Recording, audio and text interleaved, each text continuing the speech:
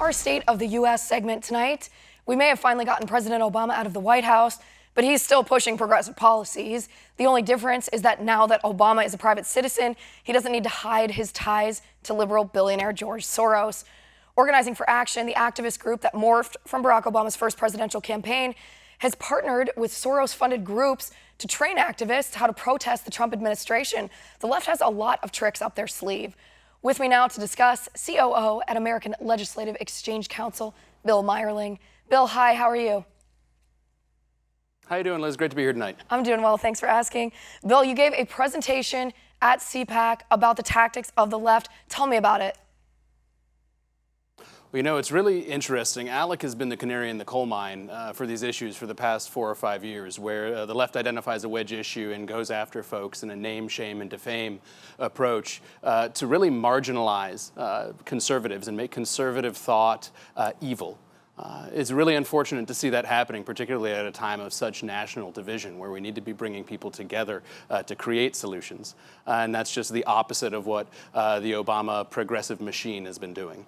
Right, and this name, shame, and defame tactic, this strategy, I mean, it sounds to me, to be honest, like the Saul Alinsky tactics. I think that book, Rules for Radicals by Saul Alinsky, is a must-read for conservatives, not so that we use those tactics, some of which I consider to be unethical, but so we understand that they're being used against us. If we understand what's being used against us, we can then at least have a fighting chance of stopping them, of making them ineffective.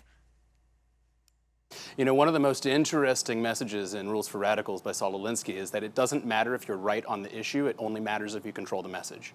Now, to your point, I completely disagree with the ethics of that, but the reality of what we're seeing today across the country from all of these purported grassroots groups, the ones that are part of the Indivisible Guide movement, these folks are controlling the message by taking to the streets, fighting, protesting, burning things down, but not actually proposing any sort of substantive change or working with groups across the political spectrum to identify possibilities for engagement. Right, exactly. And Bill, what I want to do, if you're willing to do this, is I want to read a couple of the rules, a couple of Saul Alinsky's Rules for Radicals, and then I want us to point to ways that we can identify that the left has used this exact rule. And the first one, this is their primary rule, in my opinion. It doesn't come number one on the list, but it's the one that they used most often. And it is pick the target, freeze it, personalize it, and polarize it. Cut off the support network. I mean, defame and shame, like you said, but personalize it and polarize it. Bill, we see that all the time. You know, and the American Legislative Exchange Council has experienced this for years. Just this last summer in Indianapolis, the head of Common Cause Indiana said, and I quote, "We need to make ALEC toxic for legislators to make them not want to join." So this is the idea where what they're going to do is push on a legislator for joining a completely sensible legislative organization that networks legislators across the country. And in doing so, marginalizes their thought, making conservative thought evil and therefore progressive thought normal. Right. I believe it's called character assassination.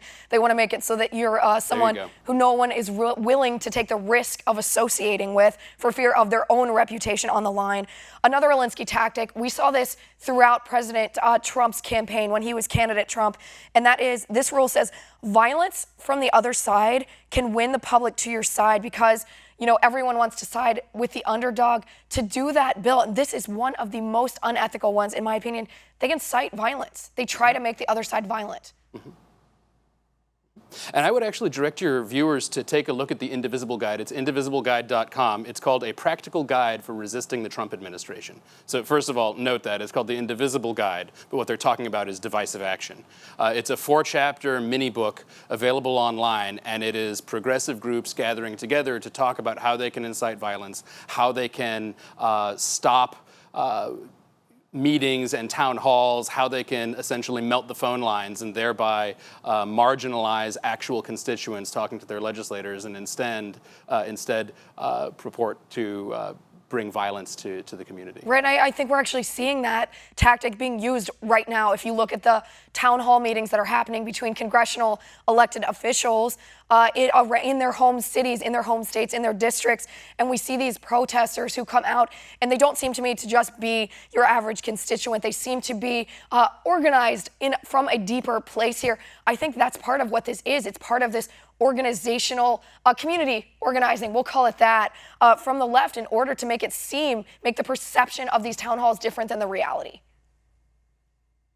And there's actually statements about that. This last weekend, senators from Pennsylvania had a variety of town halls that became not only, I guess, contentious, not so much violent, but the teletown hall, the senator indicated that the folks calling and the folks participating were indeed not his constituents, and then that created another group of character assassination approaches. The reality is, this is coordinated. There are any number of national organizations that are farming out character assassination to marginalize and, as I said earlier, name, shame, and defame any legislator who espouses conservative or free market beliefs. Right, and it's not just legislators. I mean, they do that to any of us who espouse conservative beliefs in a public forum. Anybody who's in the public eye who associates with Republicans or espouses Republican limited government views here. Bill, one final question about this. This indivisible guide, who exactly puts this out? Is this tied to Barack Obama's former campaign apparatus, Organizing for Action? Is this tied to George Soros-funded groups? Who did this? Well, it's very interesting. On the day after the election, a bunch of lawyers and progressive activists got together to start a grassroots movement. They continue to say that they're a grassroots movement, but if you look at their work product, it seems incredibly professional and incredibly well-funded to just be, 3 or 4 people doing it on the cheap, on the sly, on the side. The reality is it's highly likely that they're receiving money from Soros-funded entities and from Organizing for Action. The interesting thing that your viewers should be looking at, too, just in terms of all of this divisiveness happening right now, is it's focused on redistricting. Progressives have taken to the streets right now because they're worried about 2018. Legislators elected in 2018 will be drawing the lines for 2020, and progressives know that. Indeed, right before he left office, President Obama indicated that he would be starting a nonprofit focused exclusively on, quote, nonpartisan redistricting. Attorney General Holder is part of that now, and just yesterday in Politico, there was a Ken Vogel piece that talked about the redistricting efforts that this nonprofit's going to be doing. It's a major issue that conservatives across the country need to be worried about. They need to get involved, support their legislators, and remember the Tea Party movement of 2012. Individuals can do a lot if they get involved and work together. Right, and it seems to me that individuals need to do a lot here to counter this professional activism from the other side, or else it's going to give the appearance that that is the individuals in our country when it's not an accurate representation. Bill, thanks for being here. I appreciate it. All right, guys, you know the drill. Talk to me. Tweet Liz_Wheeler. We'll be right back.